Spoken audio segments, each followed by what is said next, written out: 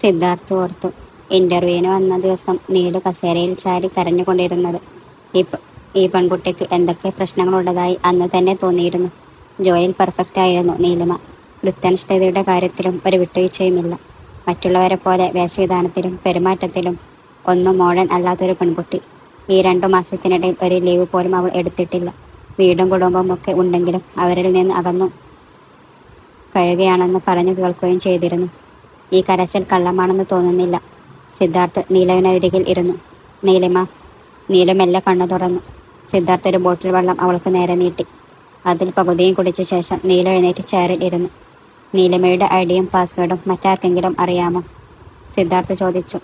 അത് ദക്ഷ അല്ല ദീക്ഷിത, അവൾക്കറിയാം. ഡാമിറ്റ്, ഐഡിയും പാസ്വേഡും ആർക്കും കൊടുക്കരുതെന്ന് നിങ്ങൾക്ക് അറിയുന്നതല്ലേ? ഇന്നലെ നിങ്ങൾ ഒരുമിച്ചാണോ ഇറങ്ങിയത്?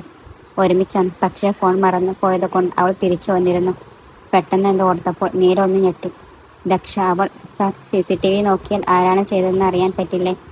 നിങ്ങളുടെ ഏരിയയിലെ CCTV സർവീസിലാണല്ലോ, സിദ്ധാർത്ഥ് നിരാശയോടെ പറഞ്ഞു. നീലുവിൻ്റെ അവസ്ഥ കണ്ട് അവന് സത്യമായും സഹതാപം തോന്നി. അതേസമയം തന്നെ അവൻ്റെ ഉള്ളിലെ കുറുക്കൻ ഉണരുകയും ചെയ്തു. നീലുവിന് ജോലി വളരെ അത്യാവശ്യം ആണെന്ന് ഇതുവരെയുള്ള അവളുടെ പ്രവർത്തികളിൽ നിന്ന് തന്നെ ബോധ്യമായിരുന്നു. ചോദിക്കാനും പറയാനും അവൾക്ക് ആരും ഉള്ളതായി അറിയില്ല.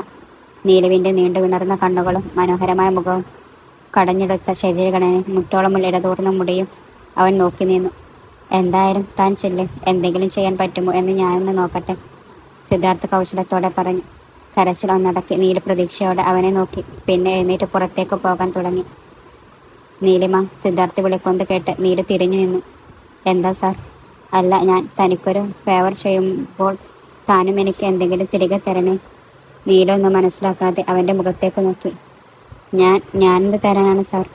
അപ്പോഴാണ് സിദ്ധാർത്ഥിൻ്റെ നോട്ടം തൻ്റെ ശരീരത്തിൽ ആണെന്ന് നീലു തിരിച്ചറിയുന്നത്. അവൾക്ക് അറപ്പ് തോന്നി.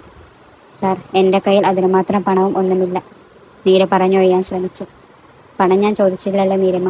ഇത്ര സുന്ദരിയായി നീ എന്തിനാ എനിക്ക് പണം തരുന്നത്? നീയൊന്ന് മനസ്സ് വെച്ചാൽ ഞാൻ നിനക്ക് തരാം. പണമോ പ്രൊമോഷനോ എന്ത് വേണമെങ്കിലും. ഒരു ജോലിക്ക് വേണ്ടി എന്തു ചെയ്യാൻ നടക്കുന്ന പലരും കാണും. ആ കൂട്ടത്തിൽ സാർ എന്നെ ഉൾപ്പെടുത്തേണ്ട. പിന്നെ പണവും പ്രതാപവും ആവശ്യത്തിന് കണ്ടു തന്നെയാണ് നീലിമ വളർന്നത്. എന്നെ വിലക്ക് വാങ്ങാൻ സാർ ആയിട്ടില്ല. വെറുപ്പോടെ മുഖം തിരിച്ചു പോകാൻ ശ്രമിച്ച നീലുവിൻ്റെ കയ്യിൽ പിടിച്ചു നിർത്തി സിദ്ധാർത്ഥ്. അങ്ങനെ അങ്ങ് പോയാൽ എങ്ങനെയാണ് നീലിമ? തനിക്ക് ജോലി വേണ്ടേ? തൻ്റെ നിരപരാധിത്വം തെളിയിക്കണ്ടേ? മറുകൈ കൊണ്ട് നീലുവിൻ്റെ ഇടുപ്പിൽ പിടിച്ചു തന്നോടടുപ്പിച്ചുകൊണ്ടാണ് ചോദ്യം. നീലുവിൻ്റെ ശരീരം പൊള്ളുന്നത് പോലെ തോന്നി. കണ്ണുകൾ നിറഞ്ഞൊഴുകി. ഹോസ്റ്റലിലെ തൻ്റെ റൂമിലെത്തി ബാഗ് വലിച്ചെറിഞ്ഞു നീലു കട്ടിലിൽ വീണു മതിയാവോളം കരഞ്ഞു. മുൻപും ഹോസ്റ്റലിൽ നിന്നിരുന്നു, എങ്കിലും അന്ന് അതൊരു ബുദ്ധിമുട്ടായി തോന്നിയിരുന്നില്ല. നിയമങ്ങളൊന്നും പാലിച്ചിരുന്നില്ല.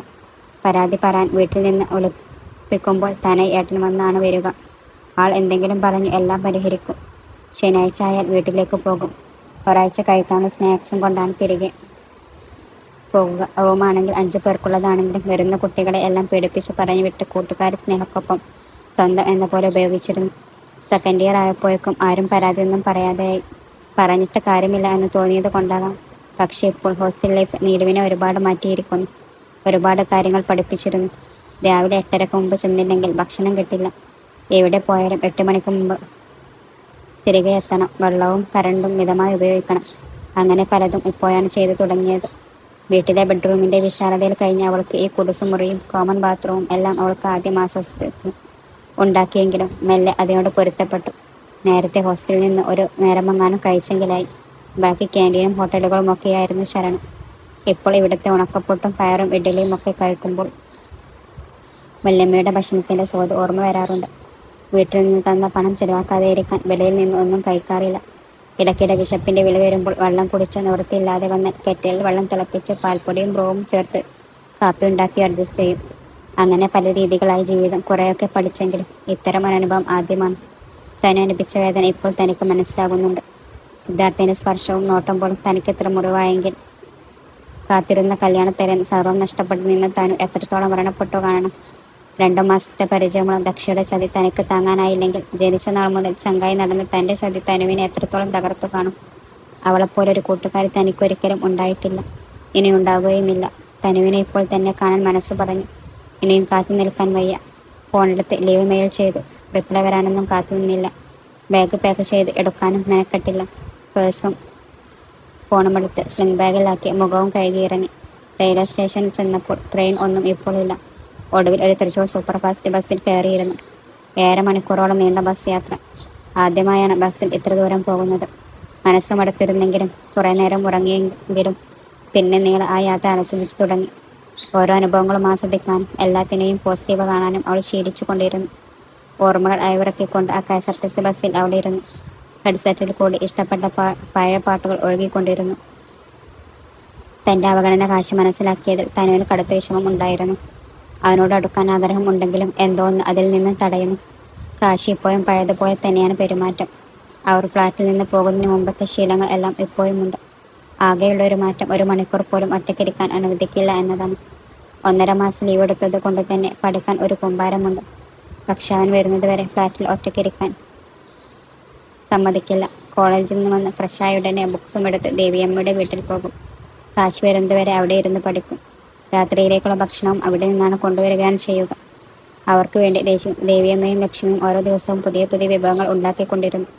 ഒരു കണക്കിന് ഒറ്റയ്ക്കിരിക്കാത്തത് നന്നായി. ഇവിടെയാകുമ്പോൾ കാർത്തുമോളുടെ പ്രസൻസ് തനുവിന് വലിയ സന്തോഷമായിരുന്നു.